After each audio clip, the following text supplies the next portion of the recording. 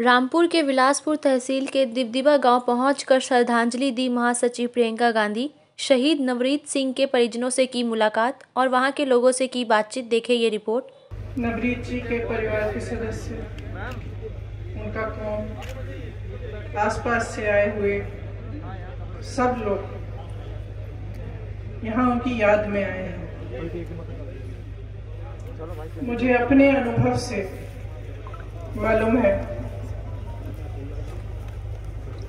कि एक शहीद का परिवार उसकी शहादत को कभी भूल नहीं सकता। वो उस शहादत को अपने दिल में रखता है हमेशा के लिए, और उस शहादत से उसके दिल में सिर्फ एक तमन्ना जागती है कि अपने प्यारे की शहादत व्यर्थ ना हो। और मैं जानती हूं कि आप सबके दिल में यही तमन्ना है। नवरीत 25 साल के थे, मेरा बेटा 20 साल का है। आपके भी नौजवान बेटे हैं जो उत्साह में अपनी उत्साह दिखाने के लिए, किसानों के साथ खड़े होने के लिए वहां चले गए, और उनके साथ एक ऐसा हादसा हुआ कि वो वापस नहीं आए। क्यों गए थे वहां? कोई राजनीतिक साजिश नहीं थी कि वो वहां गए। वो इसलिए गए क्योंकि उनके दिल में दुख था, उनके दिल में किसानों की पीड़ा थी।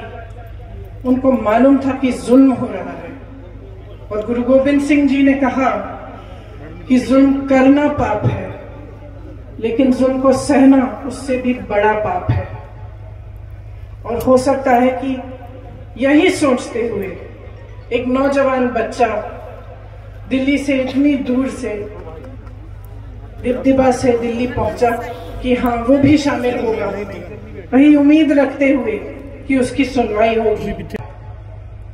और हो सकता है कि यही सोचते हुए एक नौजवान बच्चा दिल्ली से इतनी दूर से, दिबदिबा से दिल्ली पहुंचा कि हाँ वो भी शामिल होगा, वही उम्मीद रखते हुए कि उसकी सुनवाई होगी, कि सब इकट्ठा होंगे तो सरकार सुनेगी, और जो दिल की बात है किसान की उसके लिए सरकार भी दरवाजे खोलेगी और उसकी सुनवाई करेगी। लेकिन ऐसा नहीं हुआ। और मैं ये कह सकती हूँ कि आज अगर सबसे बड़ा जुल्म हो रहा है, हाँ, ये 3 कानून हैं जिनको सरकार वापस लेना नहीं चाहती और उसको वापस लेना चाहिए।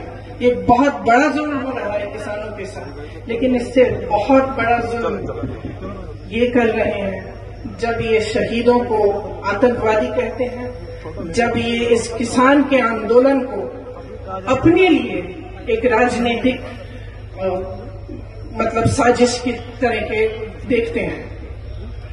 ये बहुत बड़ा जुल्म है, क्योंकि अगर एक नेता देश के किसान, देश के गरीब, हर देशवासी का दर्द नहीं सुन सकता, अगर जब आवाज उठाए तो वो उसको तरह तरह के नाम कहलाए जाते हैं, लेकिन कभी ये नहीं कहा जाता कि हाँ तुम मेरे साथी हो, मेरे देशवासी हो, तुम्हारे दिल में दर्द है, वो मेरा दर्द है, आओ मैं तुम्हारी बात सुनूंगा।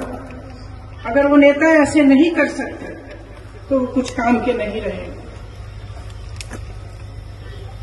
ये मौका नहीं है कि हम राजनीतिक बात करें,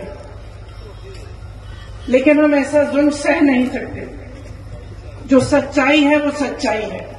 ये कोई राजनीतिक आंदोलन नहीं है, ये एक सच्चा आंदोलन है, आपका आंदोलन है, किसानों का आंदोलन है, इस देश के एक एक वासी का आंदोलन है। इसीलिए मैं आज यहां आई, क्योंकि मैं इस परिवार को कहना चाहती हूं कि आप अकेले नहीं हैं। हर देशवासी का दर्द नहीं सुन सकता। अगर जब आवाज उठाए तो वो उसको तरह तरह के नाम कहलाए जाते हैं, लेकिन कभी ये नहीं कहा जाता कि हाँ तुम मेरे साथी हो, मेरे देशवासी हो, तुम्हारे दिल में दर्द है, वो मेरा दर्द है, आओ मैं तुम्हारी बात सुनूंगा। अगर वो नेता ऐसे नहीं कर सकते तो वो कुछ काम के नहीं रहे। ये मौका नहीं है कि हम राजनीतिक बात करें, लेकिन हम ऐसा जुल्म सह नहीं सकते। जो सच्चाई है वो सच्चाई है। ये कोई राजनीतिक आंदोलन नहीं है, ये एक सच्चा आंदोलन है, आपका आंदोलन है, किसानों का आंदोलन है, इस देश के एक एक वासी का आंदोलन है। इसीलिए मैं आज यहां आई, क्योंकि मैं इस परिवार को कहना चाहती हूं कि आप अकेले नहीं हैं। आपके साथ इस देश का एक एक देशवासी खड़ा है, चाहे वो किसी भी धर्म का हो। इस देश के कोने कोने का किसान आपके साथ खड़ा है, हम आपके साथ खड़े हैं। आज मेरे साथ यहाँ आए हुए हजारों कांग्रेस के पश्चिमी उत्तर प्रदेश के कार्यकर्ता आपके साथ हैं, और मैं सरदार हरदीप सिंह जी को कहना चाहती हूँ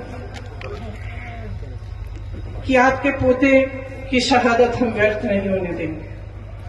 यही कहने के लिए मैं यहाँ आई हूँ, और मेरी आशा है कि आप सबके मन में भी यही बात है। इस आंदोलन को तब तक जारी रखेंगे जब तक ये 3 काले कानून सरकार वापस नहीं लेगी। सत श्री अकाल। सत श्री अकाल। सत श्री अकाल।